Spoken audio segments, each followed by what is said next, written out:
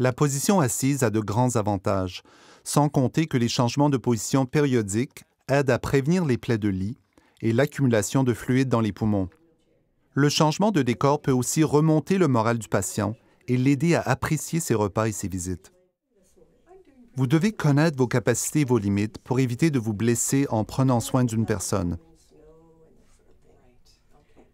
Vous devez aussi savoir dans quelle mesure le patient peut céder.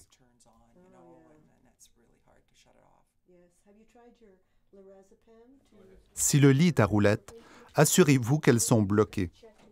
Haussez le lit à une hauteur légèrement supérieure à celle du fauteuil.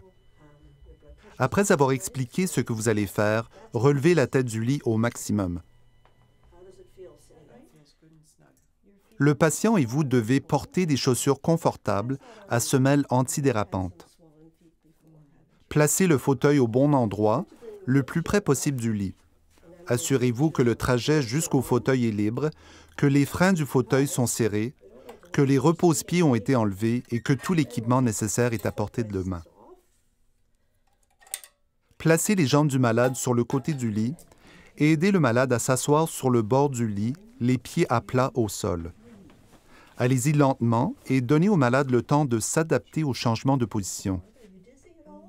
S'il bouge trop vite, il pourrait se sentir faible ou étourdi. Placez ses mains sur le bord du lit ou sur les bras du fauteuil. Expliquez que vous allez compter et qu'en entendant 3, il pourra pousser sur ses mains.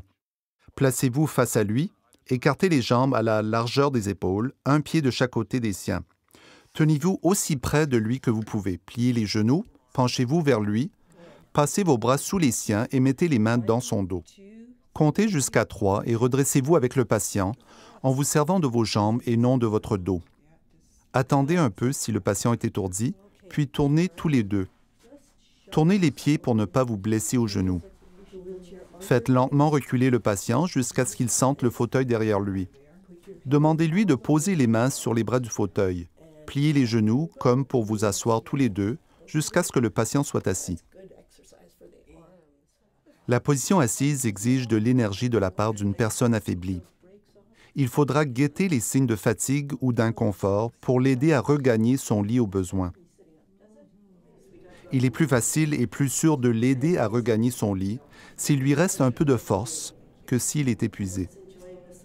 La technique est exactement l'inverse de ce que vous venez de voir. Si le patient ne peut pas se tenir debout seul, il est dangereux de le déplacer de cette manière. Faites appel à une autre personne ou utilisez un dispositif de levage mécanique. Dans ce cas, demandez au service de soins à domicile quels sont les équipements offerts.